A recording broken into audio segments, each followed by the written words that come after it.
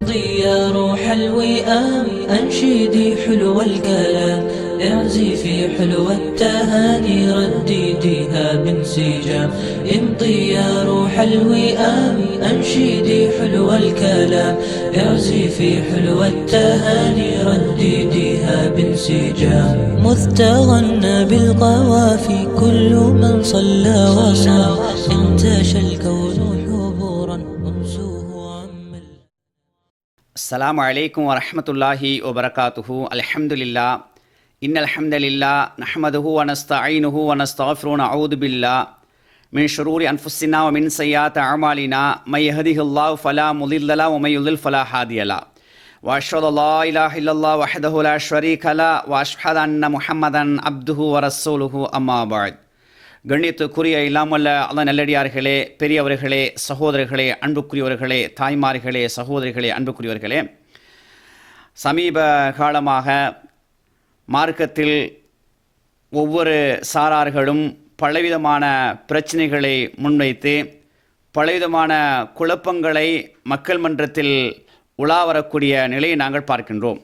அதில் ஒன்றுதான் சமீபத்தில் ரமலானில் 10வது அத்தியாயம் 92வது வசனம், ஃபிரௌனுடைய உடல் சம்பந்தமான வசனம் ரமலானில் கொஞ்சம் பூதாகரமாக ஆக்கப்பட்டு அது ஃபிரௌன் உயிருடன் கடலிலிருந்து காப்பாற்றப்பட்டானா அல்லது சடலமாக மாற்றப்பட்டு சடலமாக ஆக்கப்பட்டு அவனுடைய உடல் கண்டெடுக்கப்பட்டதா என்பதில் பாரிய சர்ச்சைகள் சென்று கொண்டிருப்பதை அனைவரும் நாம் அறியக்கூடியதாக இருக்கின்றது. அன்புக்குரியவர்களே, உண்மையில் ஃபிரௌன் அந்த நேரத்தில் கடலிலிருந்து காப்பாற்றப்பட்டானா அல்லது கடலில் மூழ்கி மரணித்து உடல் பாதுகாக்கப்பட்டதா என்பதைத்தான் பல கோணங்களில் உங்களது சிந்தனைக்கு நான் முன்வைக்க இருக்கின்றேன். அதாவது 10வது அத்தியாயம் 92வது வசனம், ஃபல் யோமனு நஜ்ஜீக பி பதனிக லிதகூன லிமன் ஹல்ஃபக ஆயா. அல்லாஹ் ஃபிரௌனையும் ஃபிரௌனுடைய கூட்டத்தார்களையும் அந்த கடலில் மூழ்கக்கூடிய சந்தர்ப்பத்தில் இந்த வசனத்தை அல்லாஹ் தஆலா சொல்கின்றான். என்ன சொல்கின்றான்? உன்னை உனது உடலோடு நாம் பாதுகாப்போம், பின்னால் வரக்கூடியவர்களுக்கு அத்தாட்சியாக என்று சொல்லிவிட்டு வ இன்ன கஸீரம் மினன் நாசி அன் ஆயாத்தினா லகாஃபிலூன், அதிகமான மக்கள், நிச்சயமாக அதிகமான மக்கள் நமது அத்தாட்சியுடைய விடயத்தில் பொடும்போக்காக இருக்கின்றார்கள். 10வது அத்தியாயம் 92வது வசனம். இந்த வசனத்துக்கு ஆரம்ப காலத்தில் சகோதரர் பிஜி அவர்கள் கொடுக்கும் பொழுது இன்று எப்படி எல்லா தப்சீர்களிலும் அல்லது எல்லா தர்ஜுமத்துல் குர்ஆனிலும் அல்லது எல்லா அறிஞர் பெருமக்களும் கருத்து கொடுத்தார்களோ அதே அமைப்பில் தான் கொடுத்திருந்தார். அதாவது ஃபிரௌன் கடலில் மௌத்தா போயிட்டான், மௌத்தா போனதுக்கு பிறகு அவனுடைய உடலை அதாவது அத்தாட்சியாக பின்னால் வரக்கூடியவர்களுக்கு ஒரு அத்தாட்சியாக ஆக்கினான். எனவே இந்த குர்ஆன் அல்லாஹ்விடம் இருந்து வந்ததா என்பதற்கு இதுவும் ஒரு சான்று என்று அவருடைய திருக்குர்ஆனை எழுதியிருந்தார். அவருடைய ஆரம்ப திருக்குர்ஆனை எடுத்து பாருங்கள். 10வது அத்தியாயம் 92வது வசனத்தை அப்படி எழுதிவிட்டு 217வது அடிக்குறிப்பில் போய் பார்த்தீங்கன்னா ஆரம்ப கால அவர் தஃசீரில் இப்படி எழுதப்பட்டிருக்கிறது, பாதுகாக்கப்பட்ட ஃபிரௌனுடைய உடல் அதாவது பின்னால் வரக்கூடிய ஒரு அத்தாட்சியாக ஏன் அல்லாஹ் ஆக்கினான் என்று சொன்னால் இந்த திருக்குர்ஆன் உண்மையானது என்பதை இதன் மூலமாக உறுதிப்படுத்தப்படுகின்றது என்பதை எழுதியிருக்கின்றார். பிறகு சமீப காலமாக அதை அப்படியே மாற்றிக்கொண்டார். அந்த கருத்தை என்ன செய்கின்றார்? மாற்றக்கூடிய காட்சி. அது தெளிவாக 100% அவர் குர்ஆனுடைய வசனங்களை வைத்து அல்லது ஹதீஸுடைய வசனங்களை வைத்து வாசகங்களை வைத்து அவர் தீர்ப்பளிக்கவில்லை, அது சொல்லவில்லை. அவரே நீங்கள் வாசித்து பார்த்தா தஃசீரில் அந்த திருக்குர்ஆனில் அவர் எழுதியிருக்கக்கூடிய அந்த அடிக்குறிப்பை நீங்கள் வாசித்து பார்த்தா இப்படி இருக்கலாம், இப்படி இருக்கலாம், இப்படி இருக்கலாம், இது நெருக்கமாக இருக்குது என்று தான் சொல்ல வருகின்றாரே தவிர, ஆனால் இது ஆழமாக இது ஃபிரௌன் காப்பாற்றப்பட்ட என்பதற்கு நேரடியாக எந்த குர்ஆன் வசனங்களையோ அல்லது எந்த ஹதீஸில் அவர் சான்றாக முன்வைக்கவில்லை என்பதை கேட்டுக்கொண்டிருக்கக்கூடிய அனைவர்களும் தெளிவாக விளங்கிக் கொள்ள வேண்டும். நாங்கள் அதாவது அவருடைய திருக்குர்ஆனுடைய அந்த விளக்கத்துடைய அந்த 217வது அடிக்குறிப்பில் நீங்கள் பார்ப்பீர்கள் என்று சொன்னால் அவர் என்ன எழுதிக்கிறான்னு சொன்னால் ஆரம்பத்தில் சொல்கிறார், இது 1898 ஆண்டு லாரட் என்பவரால் ஒரு பள்ளத்தாக்கில் மம்மி ஒன்று கண்டுபிடிக்கப்பட்டது என்று அப்படி அந்த கண்டுபிடிக்கப்பட்ட ஆண்டு. அதற்கு பிறகு 1907 ஆண்டு இதை முழுமையாக ஆய்வு செய்வதற்காக எலியட் ஸ்மைத் என்பவரிடம் எகிப்து அரசு ஒப்படைத்தது. இதையெல்லாம் கொண்டு வந்து இது இப்படி சொல்கிறாங்க, அதாவது ஃபிரௌன் கடலில் மூழ்கடிக்கப்பட்டனுடைய சடலம் பாதுகாக்கப்பட்டு எகிப்து அந்த மியூசியத்தில் அருங்காட்சியகத்தில் பாதுகாக்கப்பட்டிருக்கு என்பதெல்லாம் போட்டுட்டு கடைசி அவரோட கருத்தை என்ன செய்கிறார், இப்படி சொல்லுகின்றார்கள் என்று இவர் ஆரம்பத்தில் இந்த கருத்தை இருந்தார். இப்படியெல்லாம் சொல்லிட்டு இப்படி சொல்கிறான்னு சொல்லிட்டு இவ்வசனத்தில் பயன்படுத்தப்பட்டுள்ள வாசகம் என்ன என்ற ஒரு சின்ன ஒரு தலைப்பிட்டு என்ன செய்கின்றார், உனக்கு பின்னால் இருப்பவர்களுக்கு எடுத்துக்காட்டாக இருக்கும் பொருட்டு இன்றைய தினம் உன்னை உன் உடலுடன் நாம் பாதுகாப்போம் என்றுதான் இவ்வசனத்தில் நேரடியாக சொல்லப்பட்டுள்ளது. உன்னை உன் உடலுடன் என்ற சொல் உயிரற்ற உடலை பாதுகாப்போம் என்ற பொருளை தராது. அதாவது உன்னை உனது உடலோடு பாதுகாப்போம் என்ற அந்த சொல், அதாவது உயிரற்ற உடலை பாதுகாப்போம் என்ற பொருளை தராது. என்றைக்கு ஃபிரௌன் மூழ்கடிக்கப்பட்டானோ அன்றே அவன் காப்பாற்றப்பட்டதாகத்தான் இவ்வசனம் கூறுகிறது. இன்று உன்னை உன் உடலுடன் பாதுகாப்போம் என்ற வசனத்தில் இருந்து இதை அறியலாம் என்று அவர் சொல்கிறார். வெறும் உடலை பாதுகாப்போம் என்றால் உன் உடலை பாதுகாப்போம் என்றுதான் இறைவன் கூறியிருப்பான். உன்னை உன் உடலுடன் பாதுகாப்போம் என்று சொல்லி இருக்க மாட்டான். நல்லா கவனிங்க இந்த வசனத்தை. வெறும் உடலை பாதுகாப்போம் என்றால் உன் உடலை பாதுகாப்போம் என்றுதான் இறைவன் கூறியிருப்பான். உன்னை உன் உடலுடன் பாதுகாப்போம் என்று சொல்லியிருக்க மாட்டான். உன்னை உன் உடலுடன் பாதுகாப்போம் என்று சொல்லப்பட்டுள்ளதால் மற்றவர்கள் கடலில் மூழ்கி செத்தது போல் இவன் சாகவில்லை. மாறாக உடலுடன் உயிருடன் அவன் கரை ஒதுங்கி உடலுடனும் உயிருடனும் கரை ஒதுங்கி இருக்க வேண்டும் என்ற கருத்தைத்தான் இந்த வசனத்திலிருந்து பெற முடியும். அப்படியே என்ன செய்கிறார், அவருடைய கருத்தை அப்படியே தொடர்ந்து ஒரு ஊகமாகத்தான் என்ன செய்கின்றார், இப்படி இருக்கும் என்னால் இப்படித்தான் சொல்கின்றான், உன்னையும் உனது உடலையும் பாதுகாப்போம் என்று சொன்னால் அப்போ உடலை மட்டும் பாதுகாக்கிறதுக்கு முடியாது. அப்போ உடலை மட்டும் சொன்னால் உடல்னு சொல்லியிருப்பான், ஏன் உன்னை என்று சொன்னான் என்ற அடிப்படையில் தான் சகோதரர் பிடி அவர்கள் முன்வைத்தார். இந்த கருத்தை எடுத்துத்தான் சகோதரர் சையத் இப்ராஹிம் பேசுகிறார். செய்தி என்ன செய்கிறாரு, இதை அப்படியே கேள்விக்கு பதிலோ அல்லது ஒரு பேசுகிற நேரத்தில் அப்படியே இந்த செய்தியை அப்படியே சொல்லிக்கிட்டு வாரார். சொல்கிற நேரத்தில் அவர் சொல்கிறாரு, உன்னையும் உனது உடலையும் பாதுகாப்போம் என்று சொன்னால் அப்போ ஃபிரௌனத்தை என்ன செய்யணும், அல்லாஹ் தாலா காப்பாற்றுகின்றான் என்ற செய்தியை சொல்லிட்டு அதுக்கு ஒரு உதாரணம் ஒன்று சொல்கிறார் சையத் இப்ராஹிம். அவர் என்ன சொல்கிறான்னு சொன்னால் அதை நீங்கள் கேளுங்க. மூழ்கடிக்கும் பொழுதுதான் ஃபிரௌனை பார்த்து இதை சொன்னதாக அல்லாஹ் சொல்லி காட்டுகின்றான். ஃபல்யௌம இன்றைய தினம் நுஜ்ஜீக பி பதனிக்க, உன்னை உனது உடலோடு பாதுகாப்போம் அப்படின்னு நல்லா சொல்லி காட்டுறான். அப்ப உன்னை உனது உடலோடு பாதுகாப்போம் என்றால் அப்பனா இதனுடைய பொருள் என்ன, உசுரோட பாதுகாப்பேன்னு அர்த்தம். இப்ப உன்னை நான் காப்பாத்துவேன்னு சொல்றோம், உன்னை உன் உடலோட காப்பாத்துவேன் அப்படின்னு நான் ஒரு ஆளுக்கு வாக்குறுதி கொடுக்கிறேன், உங்களை உங்களுடைய உடலோடு நான் பாதுகாப்பேன்னு நான் சொல்றேன். ஆளு என்ன செய்யறாரு, ஒரு 10 பேர் வெட்டி போட்டு போயிட்டாங்க. இப்ப அவங்களுடைய உறவினர் கேட்கறான், என்னடா காப்பாத்துன்னு சொன்னடா, என்னடா ஆச்சு, இந்த உடல் தான் இருக்குல்ல, காப்பாத்திருக்கேன்ல, உடல் தான் கிடக்குல, தூக்கிட்டு போகல அவனும் அப்படின்னு சொன்னா இது நான் சொன்னதுக்கு உண்டான அர்த்தமாகுமா? இப்ப உன்னை உன்னுடைய உடலோடு பாதுகாப்பேன்னா உசுரோட காப்பாத்துவேன். அவர் என்ன சொல்கிறான்னு சொன்னால், அதாவது ஒரு ஆள் வாராரு, அவர் பாதுகாக்கிறோன்னு வாக்களிக்கிறோம். அதுக்கு பிறகு ஒரு கொஞ்சம் பேர் என்ன செய்கிறாங்க, அவரை கொலை செஞ்சிடறாங்க. இப்போ கேட்குறாங்க, என்னப்பா பாதுகாக்கிறோன்னு சொன்னால் இது என்ன கொண்டுட்டாங்க, வெட்டி கொண்டுட்டாங்க, இந்த இருக்குது அப்படின்னு உடலை காட்டு நியாயமாகுமா, கேட்பானா கேட்க மாட்டானா அப்படின்னு என்ன செய்கிறாரு உதாரணத்தை சொல்கிறார்.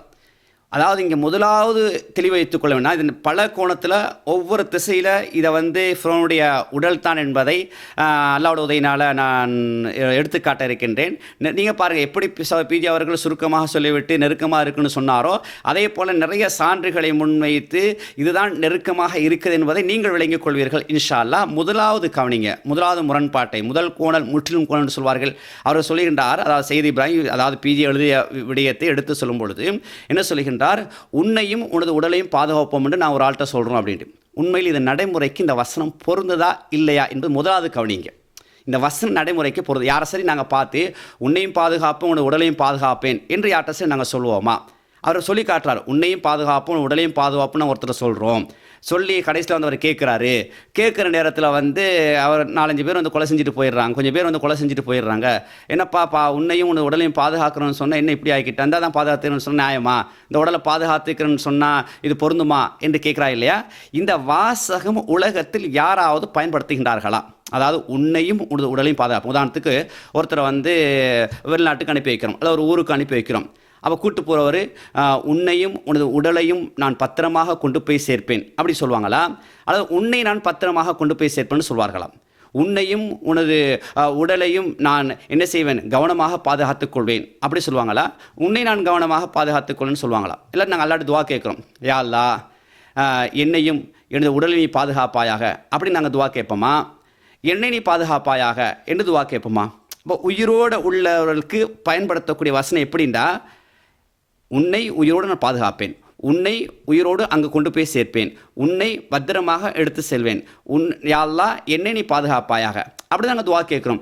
என்னையும் எனது உடலையும் நீ பாதுகாப்பாயாக, உன்னையும் உடலையும் நான் பாதுகாப்போம் என்று சொல்ல மாட்டோம். அப்போ இது நடைமுறைக்கு கூட சாத்தியமில்லாத வசனத்தை ஏன் சாத்தியமாக்க பார்க்குறான்னு சொன்னால், பிஜே எழுதிய தவறான விளக்கத்தை சரி செய்வதற்காக வேண்டி தவறான ஒரு உதாரணத்தை சொல்லி என்ன செய்கின்றார், சையத் இப்ராஹிம் சரி கட்ட பார்க்கின்றார். இதான் இங்கே முக்கியமாக கவனிக்கணும். ஏன் நான் சொல்கிறேன்னு சொன்னால், சஹீஹான எத்தனையோ ஹதீஸ்களை நடைமுறைக்கு சாத்தியமில்லை என்று தட்டியவர்கள் தான் இவர்கள். நடைமுறைக்கு சாத்தியம் இல்லை, இது சஃப்ல நிற்கிறது, இது நடைமுறைக்கு சாத்தியம் இல்லை, கரஞ்சீரகம் நடைமுறைக்கு சாத்தியம் இல்லை, இப்படி நடைமுறைக்கு சாத்தியம் இல்லைன்னு சொல்லி எத்தனையோ ஹதீஸில் தட்டினாங்களா இல்லையா? இந்த வார்த்தை நடைமுறைக்கு சாத்தியமா இல்லையான்னு முதல் நீங்கள் யோசிங்க. சொல்கிறேன், நீங்கள் உன்னையும் உனது உடலையும் பாதுகாப்புன்னு சொல்லி எந்த உலகத்தில் யார் பயன்படுத்துகிற இந்த வார்த்தையை? ஆக இப்படி ஒரு வார்த்தை யாரும் பயன்படுத்துறது கிடையாது. அப்போ இந்த எழுதி வைக்கப்பட்ட தவறான விளக்கத்தை, தவறான உதாரணத்தை சொல்லி அதை சரி செய்வதற்காக என்ன செய்கின்றார், ஒரு தவறை என்ன செய்கின்றார், சையத் இப்ராஹிம் கொண்டு வந்து அந்த விளக்கத்தை சரி காட்ட பார்க்கிறார் என்று சொன்னால் இங்கே ஏதோ ஒன்று நடந்து கொண்டிருக்கின்றது. அதைத்தான் நீங்கள் சிந்திக்க வேண்டும்.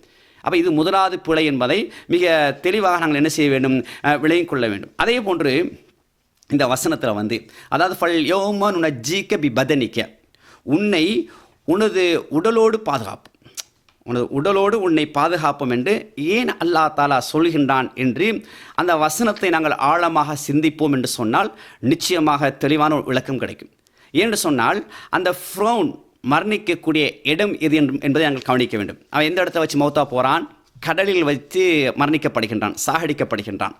அப்போ கடலில் மரணித்தால் 3 விதமான நிகழ்வு நடக்கக்கூடிய ஒரு சந்தர்ப்பம் இருக்குது. முதலாவது என்ன நடக்கும்னு சொன்னால், பொதுவாக தண்ணீரில் அல்லது கடலில் ஒருத்தர் மௌத்தா போயிட்டாங்கன்னு சொன்னால் அந்த கடலில் இருக்கக்கூடிய மீன்கள் வந்து சாப்பிடும். பலவிதமான மீன்கள் இருக்கும், ஒரு விதமான மீன்கள் இருக்குது, சின்ன மீன்லேருந்து பெரிய மீன்கள் வரை இருக்குது. அப்போ கடலில் ஒரு மனிதனை சிக்கி கொண்டு மரணித்து விட்டான்னு சொன்னால் உயிரோடு இருந்தாலே அப்படியே கவ்விக்கிட்டு போயிடும். உயிரோடு மனுஷன் கடலுக்குள்ளே விழுந்துட்டாலே ஒரு பெரிய மீன் வந்துச்சுன்னா அப்படியே உயிரோடு இழுத்துட்டு போயிடும். அதே நேரம் அப்போ மௌத்தா போயிட்டான்னு சொன்னால் தாராளமாக மீன்களை சாப்பிடுவதற்கு நிறைய சந்தர்ப்பங்கள் இருக்குது. அப்போ இந்த மீன்களை சாப்பிட்டு கையை கொஞ்சம் திங்கிறது, காலை கொஞ்சம் திங்கிறது, அப்படியே கண்ணை பறிச்சுட்டு அப்படியே கொஞ்சமாக எடுத்துகிட்டு போயிருந்து சொன்னால் எலும்பு கூட மீயும், தலை மீயும், அல்லது கால் மீயும், ஏதோ ஒன்று மீயும்.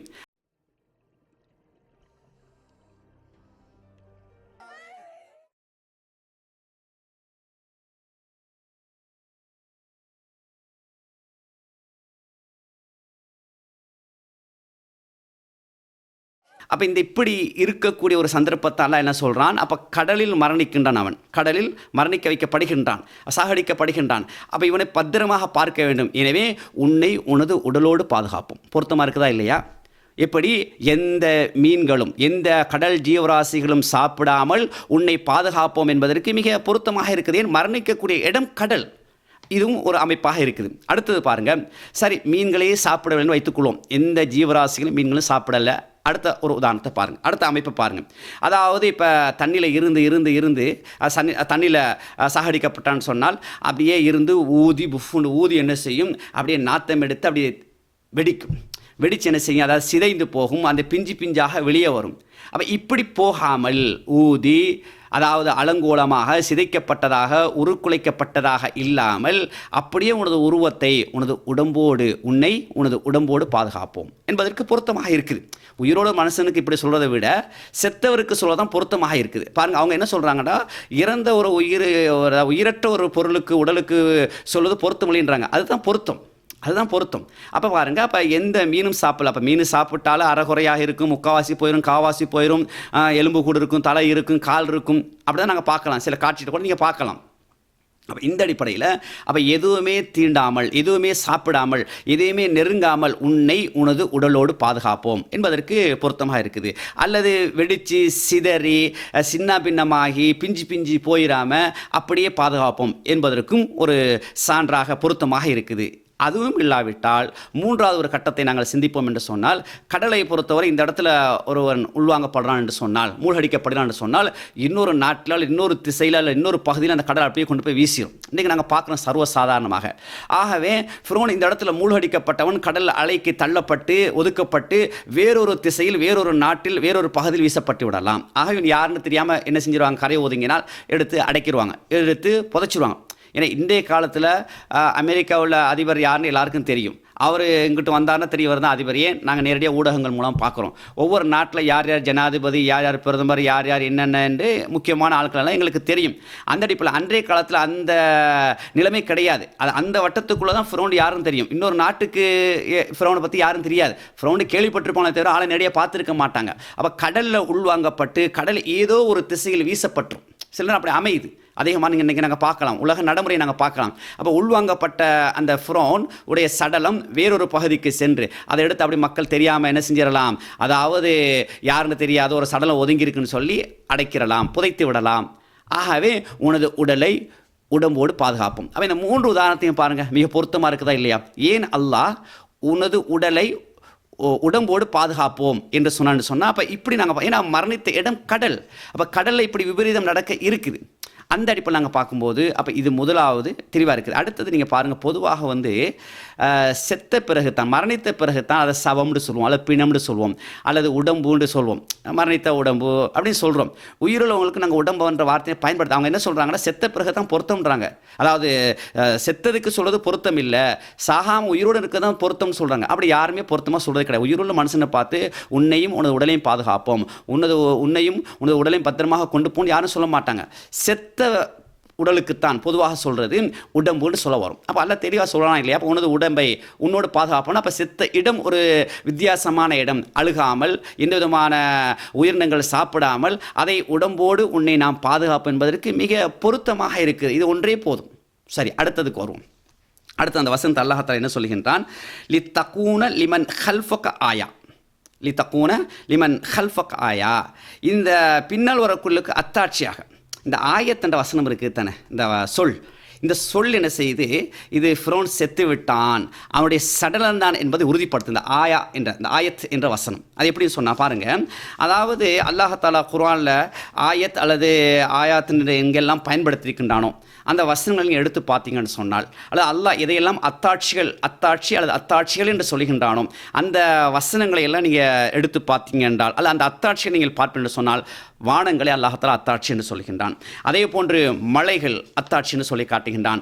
சந்திரன், சூரியன், நட்சத்திரங்கள், பூமி, கடல், இப்படி அல்லாஹ்வால் படைக்கப்பட்ட அனைத்தையும் என்ன செய்கின்றான், அத்தாட்சிகள் என்று சொல்லி காட்டுகின்றான். அதே போன்று மூசா அலைஹிஸ்ஸலாத்து வஸலாமுக்கு அல்லாஹ் தஆலா இறக்கிய மண்ணு சல்வா, அதே போன்று ஈசா அலைஹிஸ்ஸலாத்து வஸலாமுக்கு இறக்கிய மறவை, அந்த உணவு பாத்திர, அதாவது உணவு அடங்கிய அந்த மறவை, இப்படி அல்லாஹ்வுடைய அத்தாட்சி, அதாவது சுருக்கமாக அல்லாஹ்வால் செய்யக்கூடியவைகளுக்கு அல்லாஹ்வுடைய அத்தாட்சி சொல்லணும். மனிதனால் செய்ய முடியாது, அல்லாஹ்வால் செய்ய முடியும். இது அல்லாஹ்வுடைய அத்தாட்சி, அல்லாஹ்வுடைய வல்லமை என்று நாங்கள் என்ன செய்யலாம், குர்ஆனையும் ஹதீஸையும் நாங்கள் பார்க்கலாம். அப்போ அல்லாஹ் இங்கே என்ன சொல்கிறான், லித்தகூன லிமன் ஹல்ஃபக ஆயா, பின்னால் வரக்குள்ளுக்கு உனது உடம்பை அத்தாட்சின்னு சொல்லி காட்டுகிறான். அப்போ அத்தாட்சின்னு அப்போ அல்லாஹ்வுக்கு தான் முடியும். என்ன முடியும்? உதாரணமாக ஒருத்தன் கடலில் மாட்டிக்கிட்டான்னு வச்சுக்கிறீங்களேன், அவனை காப்பாற்றுவது யாருக்கு முடியும்? இன்றைக்கி நாங்கள் பார்க்குறோம், ஒரு கப்பல் அப்படியே போயிட்டு இருக்குது.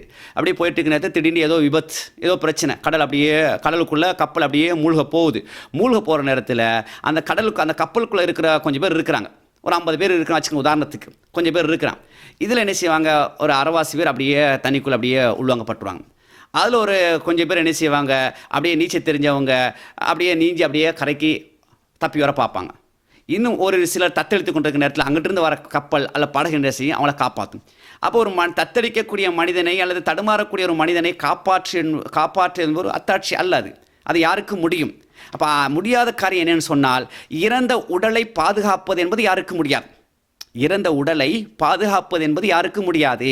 இப்போ உதாரணத்துக்கு வச்சுக்கோங்க, ஒரு உடம்பை மையத்தை என்ன செய்கிறோம், ஜனாசாவை ஒரு சவத்தை அப்படியே புதைக்கிறோம், அடக்கிறோம்.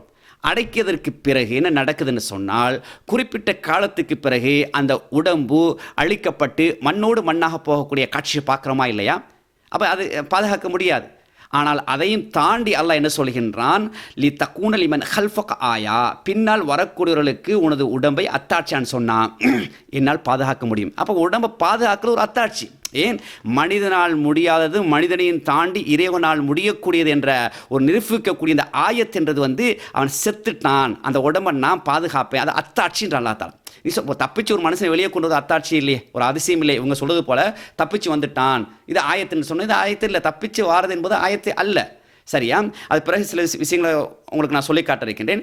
அதாவது ஒன்றன் பின் ஒன்றாக பல கோணங்களில் நாங்கள் போய் ஒவ்வொன்றையும் நாங்கள் அலசி ஆராயும் போது அவன் செத்து விட்டான், மடிந்து விட்டான், அழிக்கப்பட்டு விட்டான், அவனுடைய உடல் தான் என்பதை மிக தெளிவாக துல்லியமாக நாங்கள் விளங்கிக் கொள்ள முடியும். அந்த அடிப்படையில் தான் அப்போ மரணித்த உடம்பை எந்த அழிவு இல்லாமல், எந்த சேதாரம் இல்லாமல், எந்த சிதைவுகள் இல்லாமல், எந்த உருக்குலைவுகள் இல்லாமல், எதுவும் தீண்டாமல் ஒரு உடலை பாதுகாக்கணும்னு சொன்னால், அது நீண்ட காலம் எந்த கெமிக்கல் இல்லாமல், எந்த ரசாயனங்கள் இல்லாமல் அந்த உடம்பை பாதுகாக்கணும்னு சொன்னால் அது யாருக்கு முடியும்? அல்லாவுக்கு முடியும். அப்போ அல்லா அதை செய்யணும், எனக்கு முடியும், அது என் அத்தாட்சின்றான். ஏன் அத்தாட்சின்றான்? ஏற்கனவே உடம்பெல்லாம் அழியக்கூடியவைகள், பூமிக்குள்ளே தண்ணிக்குள்ளே இருந்தாலும் அழிஞ்சு போயிடும், அல்லது கடலுக்கு அதாவது கரையில் பூமிக்குள்ளே அடக்கப்பட்டாலும் அழிந்து விடும். ஆகவே அழியாத ஒன்றுன்னு சொன்னால் அது என்னால் முடியாது, அதை அழிக்காமல் பாதுகாப்பேன். அந்த பாதுகாக்கிறதுக்கான சொல்கிறான், அது ஆயத், அது அத்தாட்சி. அப்போ உன்னோட செத்த உடம்பை பாதுகாப்பது அல்லாஹ் அத்தாட்சி என்று சொல்கிறான்னு சொன்னால், அப்போ இதுவும் மிக நெருக்கமாக இருக்குது. அப்போ ஃபிரௌன் செத்துட்டான், அந்த கடலை வைத்து செத்து விட்டான் என்பதற்கு மிக அழகான ஒரு ஆதாரமாக இருந்து கொண்டிருக்கின்றது. அதே போன்று பாருங்கள், அடுத்தது பாருங்கள், அதாவது அடுத்த கோணத்தை நாங்கள் பார்ப்போம் என்று சொன்னால், இவர்கள் சொல்வதை போன்று ஃபிரௌன் கடலிலிருந்து மீண்டு வந்து விட்டான், தப்பித்து விட்டான்னு சொன்னால் பின்னால் நிறைய வசனங்கள் வருது குர்ஆனில். அதாவது நீங்கள் ஃப்ரௌண்ட் அடிச்சிங்கன்னு சொன்னால், அதாவது ஆயத்து அல்லது ஃப்ரௌன் இது சம்பந்தமாக ஏதாவது ஒரு வசனத்தை அடிச்சிங்க என்றால் ஃப்ரௌன் சம்பந்தமான நிறைய வசனங்கள் வரும். இதை வச்சு நாங்கள் ஒரு முடிவுக்கு வரலாம். இப்போ இவர்கள் சொல்வதை போன்று ஃபிரௌன் கடலிலிருந்து தப்பித்து வந்து விட்டான் அல்லது கரையேற்றப்பட்டு விட்டான், காப்பாற்றப்பட்டு விட்டான் என்று நாம் அது அப்படி ஒரு அர்த்தம் கொடுப்போம் என்று சொன்னால், ஏனைய நிறைய வசனங்களுக்கு முரணாக வரும். இது முரணாக வரும். ஏண்டா முரணில் இவங்க தான் பிடிவாதமாக இருப்பாங்க. முரண்ற விஷயத்தில் நிறைய சையான ஹதீஸில் குர்ஆனுக்கு முரண், இது இந்த ஹதீஸுக்கு முரண், இது அறிவுக்கு முரண் சொல்லி நிறைய சையான ஹதீஸை தட்டுறாங்க. ஆனால் இவர்கள் கொடுக்கக்கூடிய அர்த்தத்தில் வைத்து பார்ப்போம் என்று சொன்னால் ஏனைய குர்ஆன் வசனங்களுக்கு முரணாக வரும். அவன் முரணாக என்ன செய்யணும்? அதை தூக்கி வீசணும். வீசுவாங்களா? வீச மாட்டாங்க. அது பிழை. இவர்கள் கொடுத்த விளக்கம், இவர்கள் கொடுத்த கருத்து பிழை என்பதை இந்த ஏனைய குர்ஆன் வசனம் என்ன செய்து உறுதிப்படுத்தக்கூடிய காட்சி நாங்கள் பார்க்கலாம். 73வது அத்தியாயம் 16வது வசனம். அதாவது ஃபஅஸா ஃபிர்அவுன ரசூல, இந்த ஃபிரௌன் என்ன செய்யணும்? நமது தூதருக்கு மாறு செய்தான். ஃபஅஹத்னாஹு அஹதா, அவனை ஒரு பிடியாக ஒரு பிடித்தோன்றான், அவனை ஒரு கடுமையாக தண்டித்தோம் நல்லா சொல்கிறான். பொதுவாக நீங்கள் குர்ஆனில் பாருங்கள், அதாவது அழிக்கப்பட்டவர்களுக்கு அல்லாஹ் இப்படியான வசந்த அவர்களை பிடித்தோம் அப்படியே பிடித்தோன்னு அதை அவனுடைய வேலை முடிஞ்சு, அவனுடைய அத்தியாயம், அவனுடைய நிலைமை முடிந்து விட்டது என்ற செய்தியைத்தான் அல்லாஹ் தஆலா சொல்ல வருகிறான். ஃபஅஹத்னாஹு அஹதா, அவனை ஒரு பிடியாக நாம் என்ன செய்தோம்? பிடித்தோம் என்று அல்லாஹ் தஆலா சொல்லி காட்டான்னு சொன்னான். அவனை அழித்து விட்டோம் என்ற செய்தியைத்தான் அந்த வசனத்தை சொல்லி காட்டுகின்றான். அதை பின்வரக்கூடிய வசனம் உறுதிப்படுத்துது. 26வது அத்தியாயம் 65, 66வது வசனத்தை பாருங்கள். அதில் என்ன சொல்கிறான்? தூதருக்கு ஃபிரௌன், நமது தூதர் அதாவது மூசாவுக்கு ஃபிரௌன் மாறு செய்தான், அதான் அவரோட பிடிச்சோம் அல்லா தஆலா சொல்கிறான். அதை உறுதிப்படுத்தும் எப்படி அல்லாஹ் பிடிச்சானாம்? அன்ஜைனா மூசா வமன் மஅஹு அஜ்மஈன், மூசாவையும் மூசாவுடன் யாரெல்லாம் இருந்தார்களோ அஜ்மஈன் அவர்கள் அனைவர்களையும் நாம் என்ன செய்தோம்? ஈடேற்றம் அடைய செய்தோம். அந்த கடலில் இருந்து, அந்த பயங்கரமான விபத்திலிருந்து நாங்கள் ஈடேற்றம் அடைய செய்தோம். சும்மா அகரக்னல் அஹரீன், ஏனையவர்களை அப்படியே மூழ்கடித்து விட்டோம். அனைவர்களையும் பின்னால் உள்ள மற்றவர்களை நான் அப்படியே மூழ்கடித்து விட்டோம் என்று அதான் சொல்கிறான். அப்போ இங்கே தெளிவாக சொல்கிறான் இல்லையா? மற்றவர்களை மூழ்கடித்து விட்டோம்னு சொல்கிறான். இப்போ அவர் தப்பிச்சு வந்தார்னு சொன்னான். அந்த வசனத்துக்கு அந்த விளக்கத்தை நான் கொடுத்தோன்னு சொன்னால், இங்கே அல்லாஹ் என்ன சொல்கிறான்? தெளிவாக அல்லாஹ் சொல்கிறான் பாருங்கள், மூசாவையும் மூசாவை சார்ந்தவர்களையும் காப்பாற்றணும்னு சொல்லவில்லை. அது முடிக்கும்போது அஜ்மைன் அனைவர்களையும் காப்பாற்றணும், அவங்க சார்ந்த அனைவர்களையும் நாங்கள் காப்பாற்றினோம். அப்போ அக்கறைக்கு நாங்கள் என்ன செஞ்சிட்டோம்? கொண்டு போய் சேர்த்து விட்டோம் என்று சொல்லிட்டு பிறகு என்ன சொல்கிறான்? சும்மா அகரக்னல் அஹரீன், மற்றவர்கள் அனைவரும் மூழ்கடித்து விட்டோம். அப்போ இந்த வசனம் செய்து ஃபிரௌனும் ஃபிரௌனை சார்ந்ததும் மூழ்கடிக்கப்பட்டு விட்டார்கள், சாகடிக்கப்பட்டு விட்டார்கள் என்பது தெளிவு. அப்போ காப்பாற்றப்பட்டால் அந்த வசனத்துக்கு விளக்கம் கொடுத்தால் இந்த வசனத்துக்கு முரணா இல்லையா, முரண்படுதா இல்லையா, தெளிவாக விளங்குதா இல்லையா?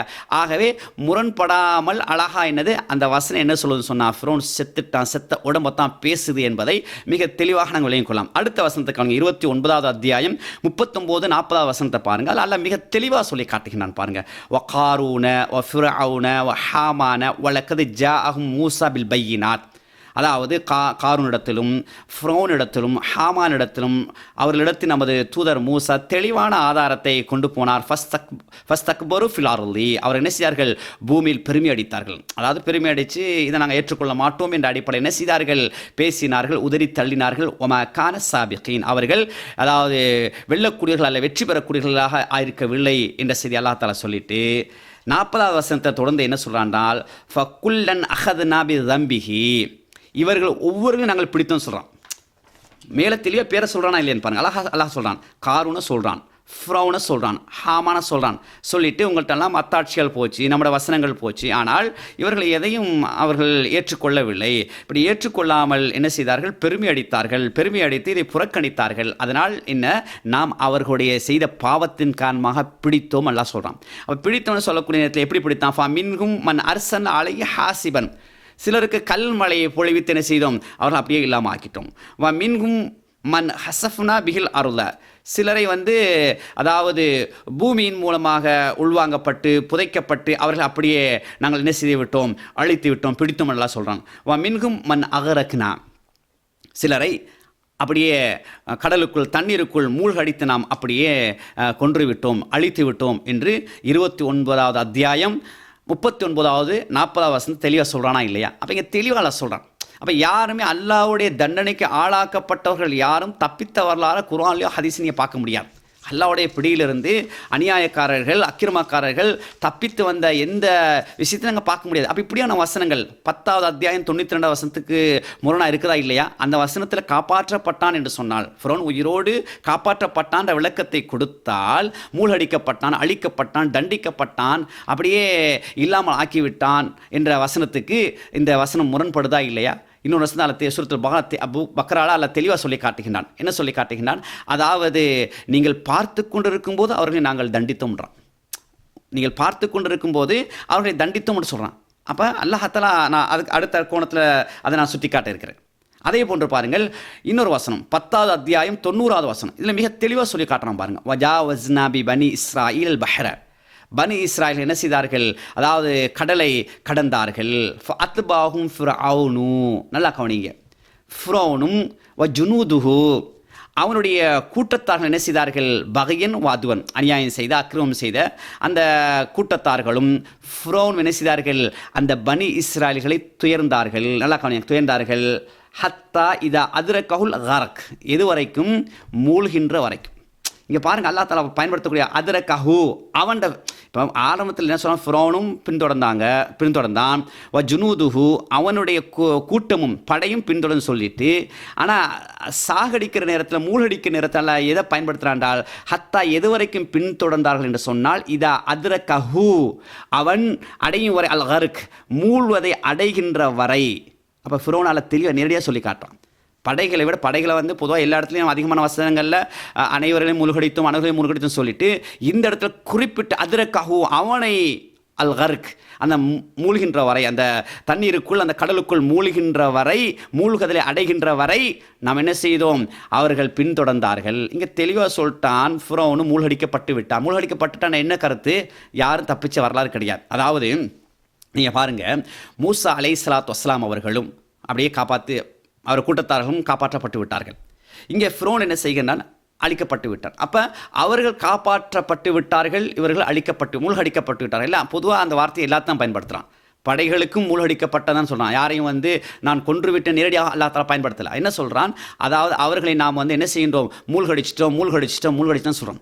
அந்த வரிசையில் தான் ஃபிரௌனையும் மூழ்கடிச்சிட்டோன்னு சொல்கிறான். மூழ்கடிச்சு என்ன கருத்து, அதாவது சாகடிச்சிட்டோம், அவனை தண்ணியில் வச்சு என்ன செஞ்சிட்டோம், கொன்று விட்டோம், அழித்து விட்டோம் என்ற செய்தியைத்தான், தண்டனையாக கொடுத்தோம் என்ற செய்தியைத்தான் சொல்கிறான். அப்போ இப்படி நிறைய வசனங்கள் இருக்குது. நீங்கள் குர்ஆன் நீங்கள் பார்த்தீங்கன்னா ஃபிரௌன் சம்பந்தமாக, மூசா நபி சம்பந்தமான வசனங்களை, அது குறிப்பாக இந்த கடல் சோடு சம்பந்தப்பட்ட ஃபிரௌனுடைய கடைசி கட்டம், அவனுக்கு கொடுக்கப்பட்ட தண்டனைகள் என்ற அடிப்படை நிறைய வசனங்களுக்கு இவர்கள் கொடுக்கக்கூடிய விடயங்களை செய்து முரண்படக்கூடிய நிலையை நாங்கள் பார்க்கும் என்று சொன்னால் கட்டாயமாக என்ன செய்ய வேண்டும்? இவர்கள் கொடுக்கக்கூடிய விளக்கம் பிழையானது, தவறானது என்பதைத்தான் எங்களுக்கு மிக தெளிவாக எடுத்து காட்டக்கூடிய நிலையை நாங்கள் பார்க்கலாம். அதே போன்று பாருங்கள், அதாவது சையான ஹதீஸை முரண்டு மறுக்கிறாங்கண்டா, சையான ஹதீஸையை முரண்டு மறுக்கிறாங்கண்டா, அப்போ இங்கே தெளிவாக உங்களுக்கு கொடுக்கக்கூடிய விளக்கம் ஏனைய குர்ஆன் வசனங்களுக்கு முரணாக இருக்குன்னு விளங்குதா இல்லையா? ஆகவே பிழையான கருத்தை தான் கொடுத்து சரி கட்ட பார்க்குறாங்க. அதை பிஜியை காப்பாற்றுறதுக்காக வேண்டி செய்தி பயண களத்தில் இருந்து ஒரு தவறான விளக்கத்தை, தவறான ஒரு உதாரணத்தை சொல்லி ஒரு பிழையான விளக்கத்தை சரி செய்ய பார்க்குறான்னு சொன்னால் மக்கள் நீங்கள் சிந்திக்க வேண்டும். அதாவது மனிதன்ற அடிப்படையில் சொல்கிறதெல்லாம் சரியாக இருக்கும் என்று நாங்கள் முடிவெடுக்க முடியாது. பிழையும் வரத்தான் செய்யும். பிழைன்னு ஒத்துக்கொண்டு போவோமே, இதில் என்ன இருக்குது? சரி, நான் கொடுத்த விளக்கம் பிழை என்றால் இப்போ பல ரீதியை நாங்கள் பார்க்கும்போது பிழையாக தெளிவாக இருக்குதா இல்லையா? அப்போ இதனால் நாங்கள் முரண்பிடிச்சு கொண்டு இருக்க தேவை இல்லை என்பதை விளங்கிக் கொள்ளணும். அடுத்த ஒரு கோணத்தை பாருங்கள். எப்படின்னு சொன்னால், பொதுவாக நீங்கள் கவனிங்க, அதாவது எந்தெந்த நபிமார்களுடைய எதிரிகள் அநியாயம் அதிகமாக செய்தார்களோ, நபிமார்களுடைய எதிரி கூட்டங்கள் நபிமார்களுக்கு அல்லது அந்தந்த கூட்டங்களுக்கு, நபிமார்களை ஏற்றுக்கொண்ட கூட்டங்களுக்கு அநியாயங்கள், தொந்தரவுகள், அக்கிரமங்கள் என்னென்ன செய்தார்களோ அந்த கூட்டத்துடைய முடிவுகளை நீங்கள் எடுத்து பாருங்கள் குர்ஆனில். உதாரணத்துக்கு நூஹ் அலைஹிஸ்ஸலாத்து வஸ்ஸலாம், அவனுடைய கூட்டத்துக்கு நடந்துச்சு கிட்டத்தட்ட 950 வருடங்கள் அநியாயம் செஞ்சு கடைசி அல்லாஹ் என்ன செய்கிறான்? கப்பலில் ஒரு கூட்டத்தை காப்பாற்றுறான். நூஹ் நபியும் அவனுடைய சார்ந்தவர்களையும் பார்த்து கொண்டிருக்கத்தக்கன எதிரிகள் அப்படியே கொலை செய்கிறான். அல்லாஹ் என்ன செய்கிறான்? கொலை செய்கிறான், அப்படியே அழிக்கிறான், அப்படியே தண்ணீரை மூழ்கடிக்கிறான். அங்கேயும் அந்த வசனம் தான் பயன்படுத்துகிறான், நாங்கள் அனைவரும் மூழ்கடித்தோம்னு சொல்லி காட்டுகின்றான். அப்போ நபி நேரடியாக பார்க்குறாங்க, அந்த காட்சியை பார்க்குறாங்க. அல்ல அப்படி தான் அமைப்பான். பொதுவாக நீங்கள் குர்ஆனுடைய சரித்திரத்தை படித்து பார்த்தீங்கன்றால், வரலாறுகளை, சான்றுகளை படித்து பார்த்தால் மிக தெளிவாக நீங்கள் விளங்கிக் கொள்ளலாம். எதிரிகளை அந்த நபியுடைய கண்ணுக்கு முன்னால் அழிப்பான் என்பது தான் உண்மையான சான்றாக இருக்கின்றது. அப்போ நூஹ் நபியுடைய வரலாறு நீங்கள் படித்து பாருங்கள், முடிவை நீங்கள் படித்து பாருங்கள். நூஹ் நபியையும் அவரை ஏற்றுக்கொண்ட கூட்டத்தாரையும் அல்லாஹ் தஆலா அழகாக காப்பாற்றுகின்றான். ஆனால் அழிக்கின்றான், கண் முன்னால் அழிக்கின்றான். அவங்களாம் கப்பலில் பார்த்துக்கிட்டாங்க. யா அல்லாஹ் என்ற மகன் கெஞ்சுறாங்க. நூஹ் நபி, அது வரலாறு வேறு வரலாறு போகுது.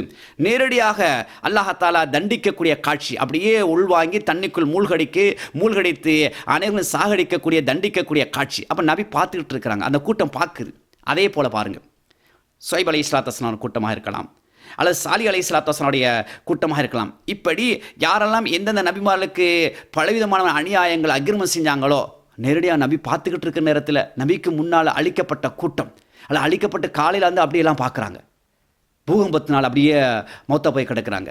அப்படியே வீட்டில் உட்காந்து மணி மௌத்தா போய் காற்று வந்து அப்படியே அழித்து மௌத்தா போய் கிடக்கிறாங்க.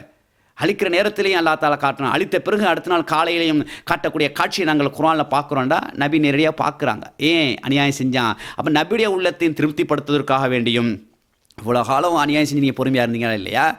நபியுடைய தோழர்கள் அந்தந்த மக்களுடைய உள்ளங்களையும் அமைதிப்படுத்துவதற்காக உங்களை என்ன அநியாயம் செஞ்சான் பாருங்கள், இப்போ எப்படி போயிட்டான் பாருங்கண்டி அந்தந்த எதிரிகளை காட்டுவதற்காக வேண்டி அந்தந்த நபியுடைய கண்ணுக்கு முன்னாலையும் அதே போல் அந்த கூட்டத்துக்கு முன்னால் அல்லாஹ் தஆலா காட்டக்கூடிய காட்சியை பார்க்கலாம். அல்லாஹ்வுடைய வரலாறை படித்து பாருங்கள். எத்தனை எதிரிகள் வந்தார்கள், அத்தனை எதிரிகளும் அல்லாஹ்வுடைய தூதருக்கு முன்னாலே மாண்டார்கள். அல்லாஹ் நெடிய காட்டினான். அபுஜஹல் எடுத்துக்கொள்ளுங்கள். யார் யார் எதிரிகளாக இருந்தார்கள் அல்லாஹ்வுடைய காலத்தில், அதிகமாக யாரெல்லாம் துள்ளினார்களோ, யாரெல்லாம் அநியாயம் செய்தார்களோ, யாரெல்லாம் அக்கிரமம் செய்தார்களோ, அல்லாஹ் எப்படி அழிக்கின்றான்? சஹாபாக்குடைய கண்ணுக்கு முன்னால் அழிக்கிறான். ஆனால் உள்ளத்தை திருப்திப்படுத்துறதுக்கு உங்களை ஊரை விட்டு விரட்டினாங்க தானே, உங்களை வந்து சாப்பாடு இல்லாமல் ஒரு சிறைச்சாலை போல் அமைச்சு கொண்டாங்க தானே, உங்களுக்கு எந்த உணவையும் தரலத்தானே, தண்ணியை தரலத்தானே, ஊரை விட்டு விரட்டினாங்க தானே, உங்களுடைய பொருளாதாரத்தை அபகரிச்சாங்க தானே, கொடுமைப்படுத்தினாங்க தானே. இந்த பாருங்க, இவனுடைய முடிவை பாருங்க, அழிகிறான், துடிக்க துடிக்க சாகுறான்ற காட்சி அல்லாஹ் தஆலா காட்டுகிறான். ஏன்?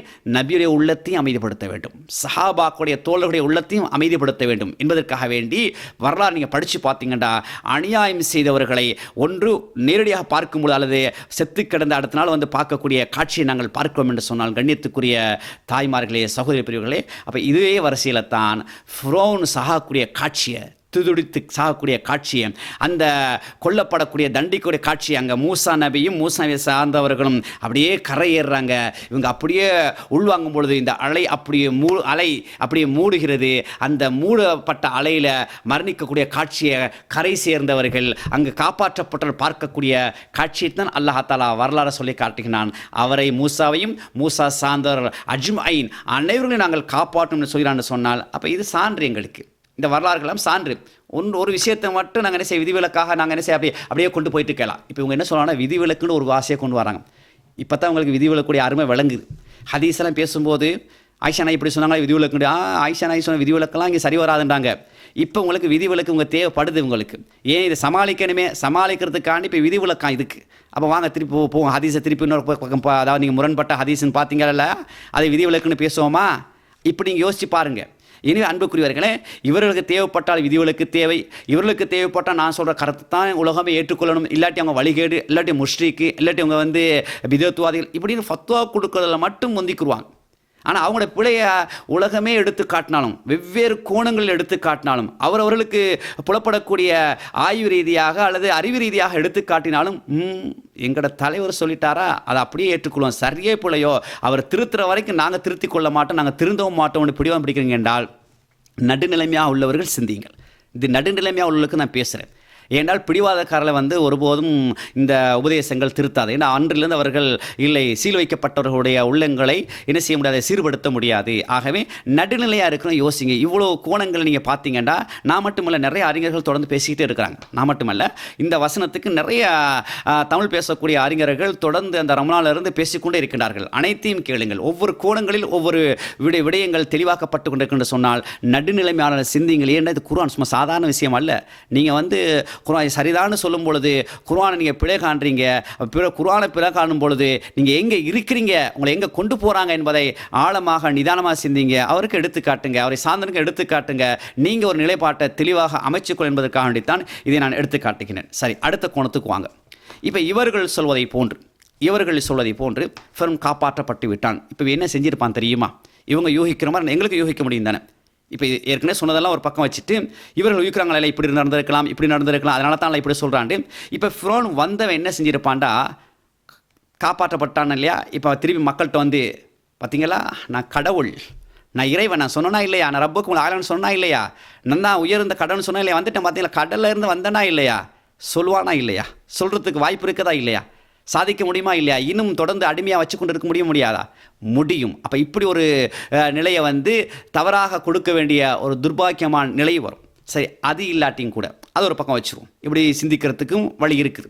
சரி, அடுத்த கோணத்தை நாம் சிந்திப்போம் என்று சொன்னால், இவன் தப்பிச்சு வந்தவன் மரணப்பிடியிலேருந்து நான் வந்துட்டேன்ப்பா, மக்கள்லாம் கூப்பிட்டு இங்கே வாங்க, நான் மரணப்பிடியிலேருந்து தப்பிச்சு வந்துட்டேன், நான் நேரடியாக பேசிட்டு வந்துட்டேன், இப்போ எனக்கு பெரிய பிரச்சனையாக இருக்குது, மூசாவோட இறைவனை கூட நீங்கள் ஈமான் கொண்டுருங்க, நானும் தௌபா கேட்குறேன், நீங்கள் எல்லாம் என்ன செய்ய, நான் மரணப்பிடியிலேருந்து என்னை இங்கே இறைவன் கொண்டு வந்துட்டான், சொல்கிறதுக்கு சந்தர்ப்பம் இருக்குதா இல்லையா, எல்லா மக்களையும் கூப்பிட்டு இங்கே வாங்க, நீங்கள் எல்லாரும் ஈமான் கொண்டுருங்க, இது நான் நேரடியாக கண்டுட்டேன், இவ்வளோ நாளாக நான் உங்களை ஏமாற்றிட்டேன், நானே என்னை ஏமாற்றிட்டேன், நீங்கள் எல்லாம் ஈமான் கொள்ளுங்கன்னு சொல்லியிருப்பான். அவன் தௌபா செய்வானா இல்லையா? அப்போ அவன் தான் நரகவாதிட்டு தெரிய விளங்குதா இல்லையா, அநியாய கண்ணு தெரிய விளங்குதா இல்லையா? தௌபா செஞ்சால் அவனுடைய தௌபா ஏற்றுக்கொள்ள வேண்டுமா இல்லையா? தௌபா ஏற்றுக்கொள்ளாட்டி அல்லாஹ் அங்கே முரண்படுகின்றான் என்பதை ஏனைய குர்ஆன் வசனங்கள் எங்களுக்கு உறுதிப்படுத்துமா இல்லையா? இன்னும் அன்புக்குரியவர்களே, இப்படியெல்லாம் அங்கே சிந்திச்சு பார்த்தோம்னா, ஃபிரௌன் கடலோடு கடலாக தண்ணீரோடு தண்ணீராக உள்வாங்கப்பட்டு அவன் மரணிக்கப்பட்டு விட்டான். அந்த உடலைத்தான் அந்த வசனம் பேசுகின்றது என்பதை மிக தெளிவாக நாங்கள் விளங்கலாம். அதே போன்று பாருங்கள், இன்னும் சில விடயங்களை நாங்கள் பார்க்கும் பொழுது, இவர்கள் சொல்வதை போன்று காப்பாற்றப்பட்ட ஃபிரௌனுக்கு என்ன நடந்துச்சு, காப்பாற்றப்பட்டான் என்று அர்த்தம் கொடுப்போம் என்று சொன்னால், ஃபிரௌன் கடலில் மரணமாக்கப்படவில்லை,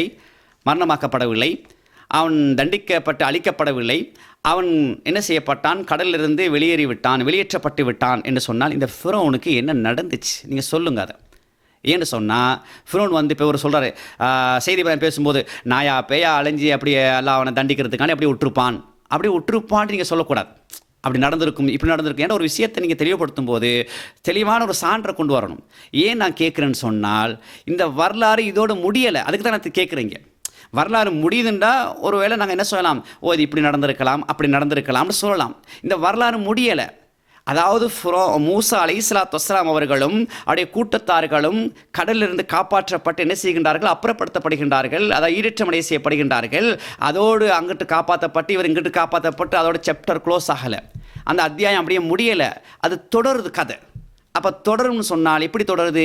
மூசா அலைஹிஸ்ஸலாத்து வஸ்ஸலாம் அதுக்கு பின்னால் தந்த கூட்டத்தை கூட்டு போகிறாங்க, சாமிரி என்பவரை சந்திக்கின்றார்கள். அதற்கு பிறகு தூர்சீனா மலையை போய் சந்திக்கின்றார்கள். நிறைய வரலாறு அப்படி தொடருதுன்னு சொன்னால் ஃபிரௌனுக்கு என்ன இந்த கதையை எல்லாம் பேசுகிறான்னு சொன்னால், மூசா அலைஹிஸ்ஸலாத்து வஸ்ஸலாம் சம்பந்தப்பட்ட செய்திகளை தொடர்ந்தும் அந்த நிகழ்வுக்கு பிறகும் பேசுகிறான்டால் ஃபிரௌனுக்கு நடந்ததை என்பதை பேச நல்லா தாள எங்கே பேசுகிறான் உண்டு குர்ஆனில் அல்ல ஹதீஸ் எடுத்து காட்டுங்க.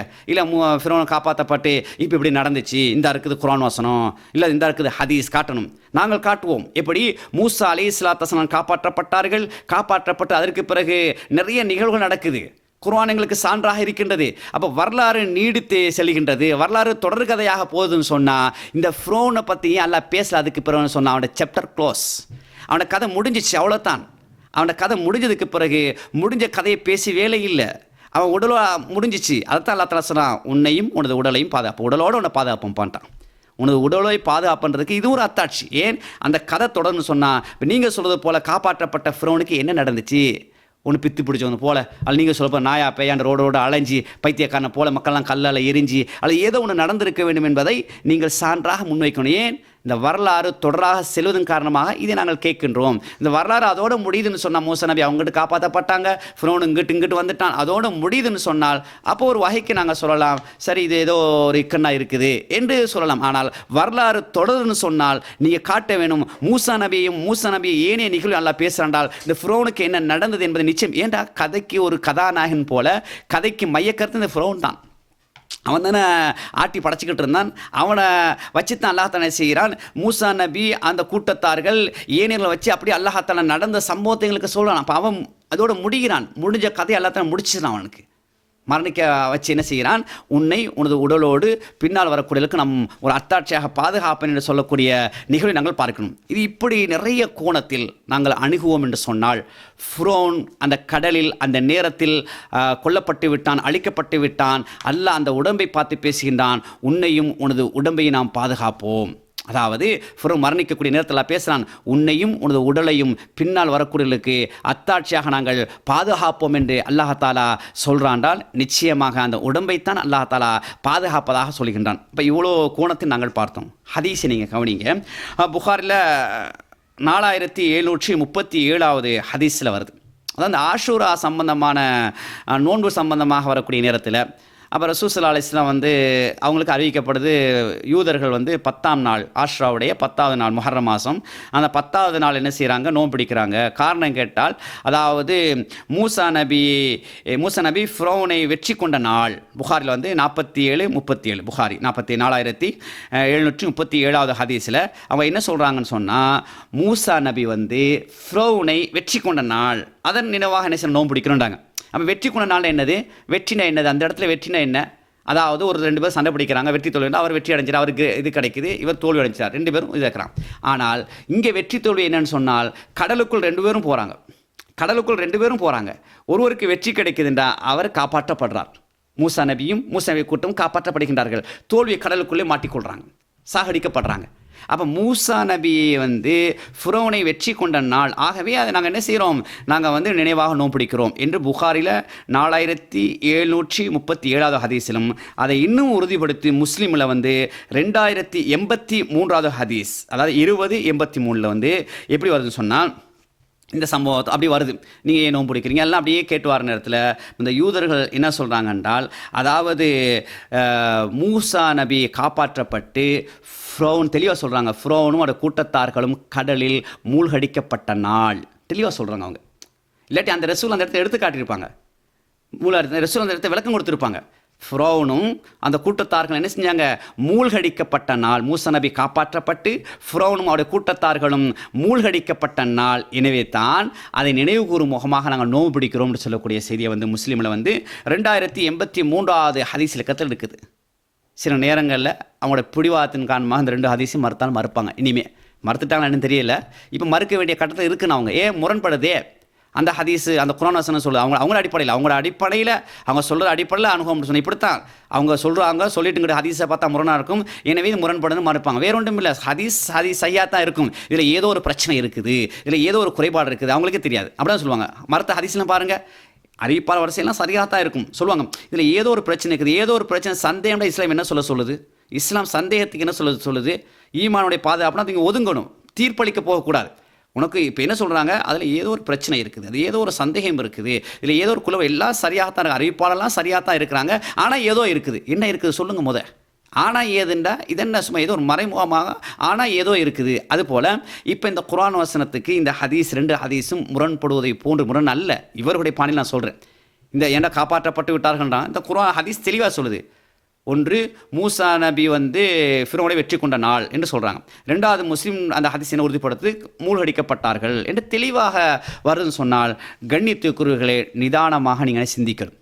அதாவது இன்றைக்கி என்ன நடந்திருக்குன்னு சொன்னால், அல்லாஹ் குர்ஆனை சொல்வதை போன்று ஒருவர் மீது அன்பு வைத்து விட்டால் அல்லாஹ் மீது அன்பு வைப்பதை போன்று அன்பு வைக்குது. ஒருத்தர் மீது அன்பு வைக்க வேண்டும், இரக்கம் வைக்க வேண்டும், ஆனால் அதே நேரத்தில் எல்லை மீறிய அன்பாகவும் இருக்கக்கூடாது, எல்லை மீறிய ஒரு விடயமாக இருக்கக்கூடாது. அவர் சொல்கிற விஷயங்களை கேட்கத்தான், யாராக இந்த உலகத்தில் யார் சொன்னாலும் கேட்கத்தான் வேணும், யார் சரியாக சொல்கிறாங்களோ அதை எடுக்கத்தான் வேணும். அதனால் இவர் எவ்வளோ தியாகம் செஞ்சுக்கிறார் தெரியுமா, இவர் எவ்வளோ பேர் இஸ்லாத்தை எடுத்துக்கிறாரு தெரியுமா, இவர் எவ்வளோ பேருக்கு இப்படி செஞ்சுக்கிறார் தெரியுமா, அப்படி செஞ்சுக்கிறார் தெரியுமா, இவருக்கு பின்னால் எத்தனை லட்சம் இருக்குது தெரியுமா மக்கள்.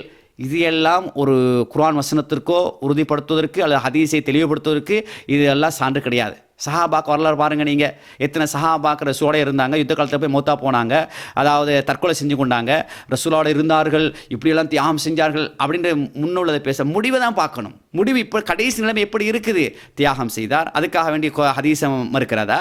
தியாகம் செய்தார், அதற்காண்டி தன் இஷ்டப்படி குர்ஆன் வசனங்களுக்கு விளக்கு உரை விதைப்புரை கொடுக்கின்றதா? யோசித்து பாருங்கள் அன்புக்குரியவர்களே. அப்போ இந்த அடிப்படை நீங்கள் அணுகுங்க. யாராக இருந்தாலும் சரி, அல்லாஹ்வுக்காண்டி நேசிக்கணும்.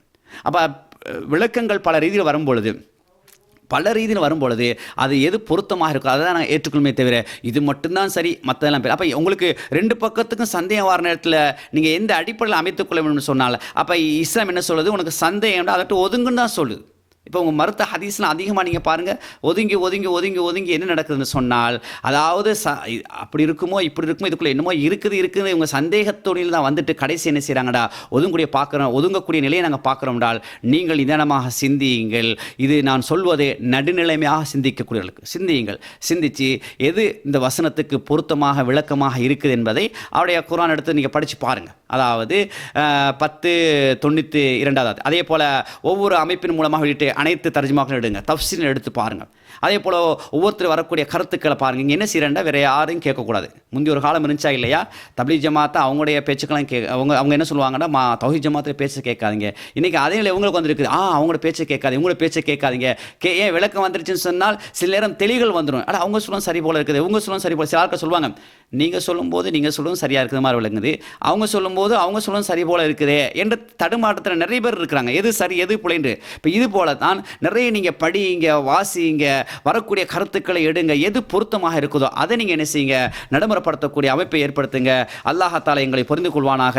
வாஹிர் தஅவானா அல்ஹம்துலில்லாஹி ரப்பில் ஆலமீன். அஸ்ஸலாமு அலைக்கும் வரஹ்மத்துல்லாஹி வபரகாத்துஹு.